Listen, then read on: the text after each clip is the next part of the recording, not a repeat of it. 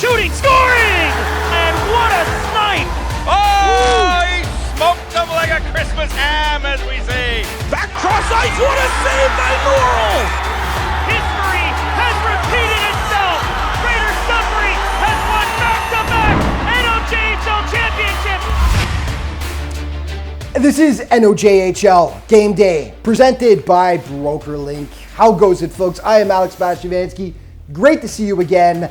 We've got lots to cover today, and I've only got a few minutes to do it, so let's go. Power play now coming to an end. 1 second left. Kratz from the circle makes a nice step move, scoots, and that is Marcus Kratz. What a shot! It was a big day in the CJHL on Saturday, as January 10th was the trade deadline day across Canada. In the NOJHL, top teams solidified rosters in their quest for first, while further down the standings, squads similarly bolstered their lineups in hopes of snagging the 8th and final playoff spot. Quick shot by Allo. He picks the corner and scores. You know what? I think this one was a little quieter. The big deal happened before Christmas when certain things happen with players going to Hearst and leaving one team and other teams, shoring up certain spots of their game. And I think a lot of the big deal, the blockbuster deal, if you will, happened before Christmas. So we'll get to that Hearst trade in just a moment. First, let's start with frontrunner Sudbury, who added defenseman Cole Reggett, who's been with the Sudbury Wolves this year, and forward Noah Abelflan, who won a Memorial Cup with London last season. I like Cole Reggett, tremendous defenseman, maybe one of the top 5 in this league, was a tremendous part of the Sioux Eagles offense, and I just found it interesting that they would let him go, but he's a Sudbury Wolves product, so he's going back. Maybe they're going to keep him close to home just in case. I think will be interesting to see what happens with Noah Abelflan.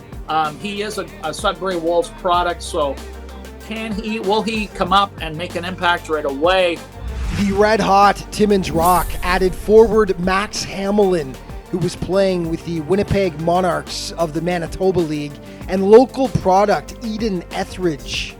One move that I really liked was returning home of Eden Etheridge. He was the Timmins Majors top point getter. He's from Timmins. He's a local boy coming home. It looks great for the NOJHL, but it also looks great for the Timmins Rock. You add more local talent, and this kid can play. I was always impressed with his upside. Was very impressed when he played for the Timmins Majors. The Powassan Voodoos also added a couple of important pieces in Bruce Gray and Jax Pereira, who started the season in Powassan and has been playing for the North Bay Battalion. I think Jax Pereira is a big help for Powassan. They were struggling a little bit offensively. He was phenomenal at the NOJHL Showcase over in Sudbury, and I think Jax to Powassan will give them maybe a little bit more depth and help them solidify, hopefully, maybe a top 4 or a top 5 going forward in the NOJHL's postseason.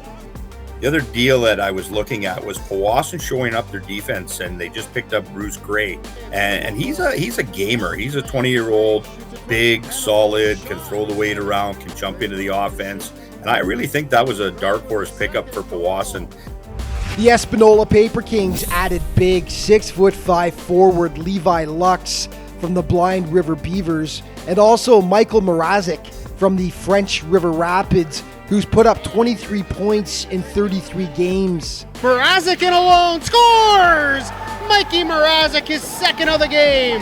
Yeah, I really liked Mrazek, the way he played. I think the last time they played in Iroquois Falls, and Mrazek, I think he got 2 goals that game. And but you know, they get some grit and some scoring back with Mrazek, so I think that'll help Espanola as they progress throughout the season. And teams battling for 8th spot didn't sit still. Blind River added Armando Rojo Bolton from French River, where the rookie had 16 points in 25 games. And Richard Whitty's Iroquois Falls Storm made some moves as well. So bringing in a player like Bryson Villeneuve, kind of a player who is good for now and a player for the future. They brought in Rafik Dayanov from the Kirkland Lake Gold Miners, and they also brought in Matthew Levine from the Eastern Ontario Junior Hockey League. Gives them a little more options up front, gives them some depth on the forward lines, and an opportunity to make a run to grab that last or maybe even 7th place in the league. But of course, the blockbuster trade this season happened before the Christmas break, and Hearst broadcaster Dennis Puska thinks they made the biggest splash. For me, the big winner, I still think, is the Hearst Lumberjacks. To pick up Cameron Menard, one of the top point getters in the NOJHL. They got a young forward in Luke Warner, tremendous upside with him. And they get more depth in net with Jack Halke. He was having a great season of an Espanola team that was having a difficult time defending. And I think Halke will really help the Hearst Lumberjacks. So for the full list of transactions that happened leading up to the trade deadline, just head to the player transactions page on the NOJHL website. Okay, it was a cross-border battle between the Sioux Thunderbirds and Eagles last night, and it was the Americans who struck first. Clear it, fans on it. Caulfield picks up loose puck. Marceau calling for it. Caulfield knowing he's there. Cross-ice pass, and it skates in. Boom! He scores! What a play from Caulfield! Marceau cashes it in! Cracks the egg. Eagles go up 1-0. Yeah, and as you're about to see, Marceau had a fabulous night. Back and forth they went in this contest. 4:31 into the second. Landon Hill evens things up for the Canadian boys.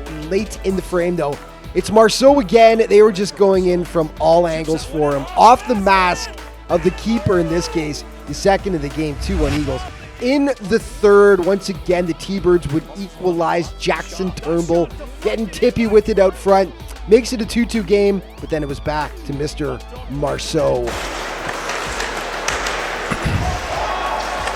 Loose puck, though, not cleared out. Finds Bobo, pass over to Marceau for three. Gets the hat trick. Andon Marceau. Beautiful passing. The Hattie for Andon Marceau as the Eagles take this cross-border battle, picking up their first win of the campaign against the Thunderbirds. French River was in Espanola to take on the Paper Kings. The Rapids came into this one on a 12-game losing streak. Their misery continued. 2:50 in. Owen Smith makes it 1-0 Kings. And then Smith down low for Drigo. Now Smith again, walking in, backhand, he scores! Smith's got another one! As I mentioned, quite the schedule coming up for Espanola. We'll mention that in a minute, but here's Fierce with a shot, and it trickles in, they score! Getting around, Ralph Koulis, the French River captain. Couldn't quite hang on to it. They battle for it in the corner, around the back of the net. Drigo, net front pass for Coates, he scores! What a pass by Carter Drigo! finally the Rapids would get on the board, and it's a nice one. Tristan Kitchen and Jacob Canton with the passing back and forth. Kitchen finishes it off. It was 4-1 at that point. Fast forward to the third period, 7-2 Kings. At this point, Zachary Grand with his first ever NOJHL tally, the former Caledon Admiral in the OJHL. That's how this one ended up. French River now mired in a 13-game losing streak. Now, Hearst was supposed to host Iroquois Falls last night, but it was yet another postponement due to awful weather. That game will be rescheduled. We will let you know when it is. Today's game previews brought to you, of course, by Rogers. Great deals happening now. Rogers shop today. Timmins hosting Iroquois Falls, and the Rock has had their number so far. They are 3-0 against the Storm this season. Iroquois Falls 2-1, 0-2 over their last 5 games. The Rock is on that franchise record 18-game win streak, going for 19 today. Storm broadcaster Richard Whitty gave his thoughts on the big game at McIntyre Arena and admits it will be a tall task for his Storm. Yeah, Timmins has been really good despite the loss of their MVP Brant Romanek. They're filling it in with Max Hamlin, and I think they're going to be a team that, finishing in the top couple teams in the league. Storm bringing in some new players, trying to get some chemistry. It's going to be an uphill battle for a team. You're going in against a team that's really, really rolling right now. Blind River will face off against the Sioux Thunderbirds. The T-Birds are 2-1 against the Beavers so far this season. With their loss last night to the Eagles, the T-Birds 2-3 over their last 5. Blind River on a brutal 9-game losing streak. They are trying desperately to snap. Hearst, Kirkland Lake, after the postponement yesterday in Hearst, hopefully they'll get this one in today. The Jacks 3-0 against the Miners this season, and the Lumberjacks right now on a 4-game win streak. The Miners are 2-3 over their last 5 games. Primetime player from last night, Andon Marceau, was just a one-man wrecking crew for the Sioux Eagles.